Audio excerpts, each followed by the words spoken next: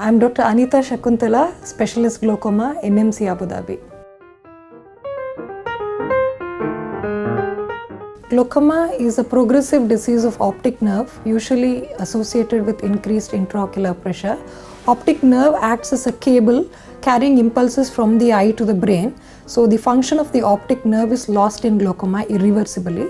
It is the second largest cause of blindness in the world, and it is known as silent thief of sight since it doesn't have any symptoms. Usually it is associated with a strong family history, but some cases can occur even without a family history of glaucoma. Age is a risk factor, usually occurs after the age of 40 years, and some race like in Far Eastern countries can have increased occurrence of glaucoma. People who have refractive errors like short-sightedness, long-sightedness can have glaucoma, and it can be associated with systemic illness like diabetes, hypertension, cardiovascular diseases, migraine, etc. The first line of treatments are medications, usually to control the intraocular pressure.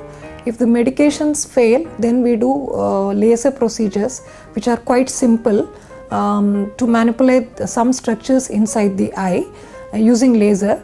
And if intraocular pressure is not controlled with medications or with laser, then we go ahead with a simple procedure called trabeculectomy, which is usually done under a local anesthesia, and the recovery is fast. Patching will be done only for a day, and then the follow-up will be there for 2 to 3 weeks. Glaucoma is a serious disease, but it can be treated. It has to be detected at an earlier stage to prevent the complications. So if you have any of the symptoms mentioned above, please consult an ophthalmologist and go for early treatment.